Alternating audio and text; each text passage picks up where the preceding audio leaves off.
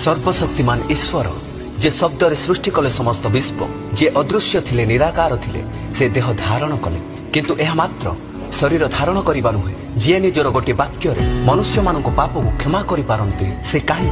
मनुष्यर रूप नेले एते जंत्रणा सहिले पुणी क्रूशरे मृत्यु वरण कले यह धर्मर गाथा नुहे यह प्रेमर सत्य अभिव्यक्ति से मनुष्य रूप धारण कर प्रथम कारण है मनुष्य मान परित्राण वाक्य देह धारण कले एवं आम मान मध्य बास कले से निजे आसिले मनुष्य हेले जेपरी पापी मनुष्यों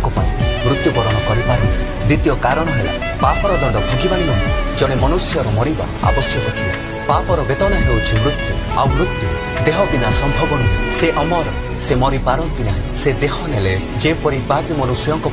से मरी पारंती तृतीय कारण है निज देहरे आम पाप बहिबा